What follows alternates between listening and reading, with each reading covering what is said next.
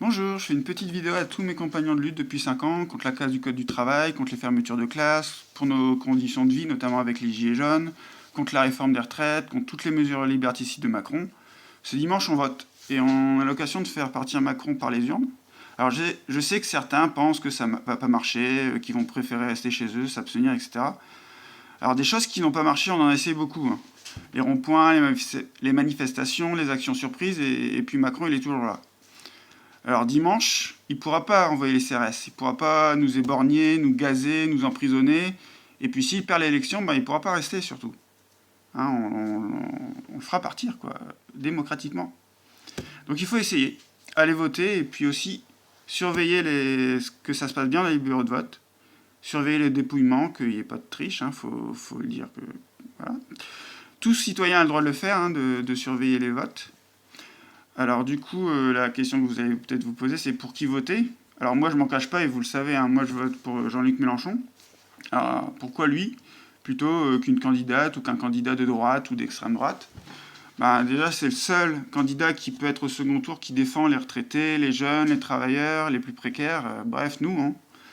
Il propose la hausse du SMIC, la hausse des petites retraites, le blocage des prix de première nécessité pour que tout le monde puisse vivre décemment. Et puis aussi de vrais services publics de proximité, hein, et partout, aussi dans la campagne. On ne peut pas avoir à faire 40 km pour accoucher parce que l'hôpital est trop loin.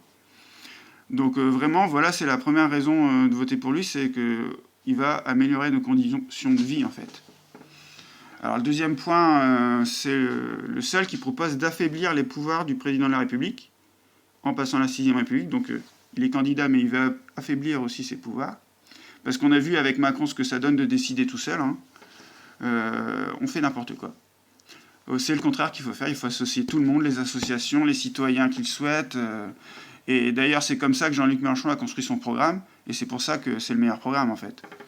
Hein, faut pas s'y tromper. Les autres candidats, ils veulent garder la 5ème République. Ils veulent garder ce côté je suis tout puissant, j'ai tous les pouvoirs. Et aussi de ne pas pouvoir être révoqué. Ça, c'est important. C'est l'idée qu'un élu puisse être révoqué en cours de mandat. Ça, c'est une des propositions de Jean-Luc Mélenchon. C'est aussi une revendication qu'on avait au moment des Gilets jaunes. Hein. On a fait signer une pétition sur les ronds-points à l'époque pour le RIC en toute matière. Et le RIC de Le Pen, il n'est pas en toute matière, justement. Elle ne propose pas le référendum révocatoire et le changement de constitution par un RIC. Alors, si on avait eu ça avec Macron, on n'aurait pas eu besoin de manifester aussi longtemps que ça, parce que soit il finissait par céder, soit on aurait fait signer la pétition et on aurait pu le dégager par un référendum. Alors, le troisième point que je voulais aborder, c'est l'amnistie des gilets jaunes, des syndicalistes, des manifestants pour le climat, et aussi l'indemnisation de ceux qui ont été mutilés par les actions des forces de l'ordre. Donc ça, c'est le seul qu'il propose, hein. Même Le Pen est contre. Et pour plus que ça recommence, il faudra aussi réformer la police de fond en comble pour avoir une police de proximité et des gardiens de la paix et pas des forces de l'ordre qui font pas de l'ordre, en fait, qui sèment plutôt le désordre. On l'a vu dans les manifestations.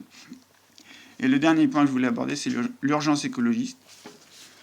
Le climat se dérègle et c'est important de lutter contre ce dérèglement climatique. Alors les autres commencent à prendre son mot de planification écologique, mais il ne faut pas se tromper, hein, c'est lui qui a le meilleur programme sur le sujet.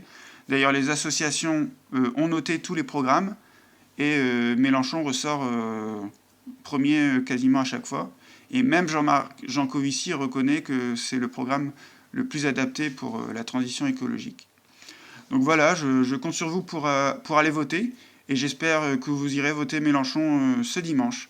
Voilà, à bientôt.